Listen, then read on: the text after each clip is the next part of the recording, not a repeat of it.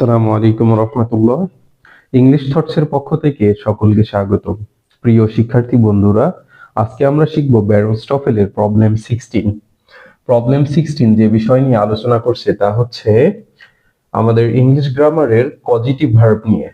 তো পজিটিভ ভার্বটা কি, আমরা পূর্বের একটা ভিডিওতে শিখেছি যে কর্তা যখন নিজে কাজ না করে অন্যকে দিয়ে কাজ করায়, সেক্ষেত্রে যে ভার্বগুলা ব্যবহার করে সেটা হচ্ছে কি পজিটিভ ভার্ব।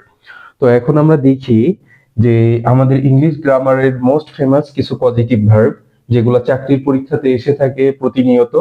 তো আমরা সেগুলা নিয়ে আলোচনা করব। তো আজকের পজিটিভ ভার্ব হচ্ছে মেক।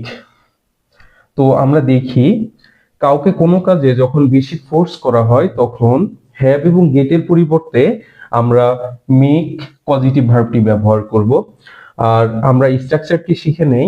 বাক্যে যখন পজিটিভ ভার্ব ব্যবহার করব তখন পজিটিভ ভার্বের পরে যদি ব্যক্তি বা বস্তুবাচক যে অবজেক্টটাই বসুক না কেন, আমাদের তার পরবর্তী ভার্বটি হবে V1 তথা ভার্বের বেস ফ্রম।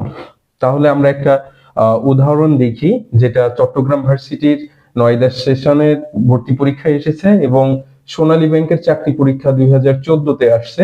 এমন একটা example, our teacher makes us dash very hard, makes us work very hard.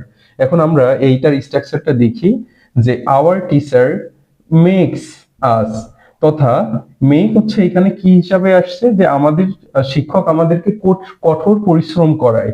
তো সেক্ষেত্রে আমরা দেখতে পারি যে মেকের পরে যে অবজেক্টটা আছে, অবজেক্টটা হচ্ছে কি, এটা হচ্ছে ব্যক্তিবাচক। তাহলে আমরা শিখেছি ব্যক্তি বা বস্তুবাচক যে অবজেক্টটাই আসুক না কেন তার পরবর্তী ভার্বে বেস ফ্রম বাক্যে ব্যবহৃত হবে।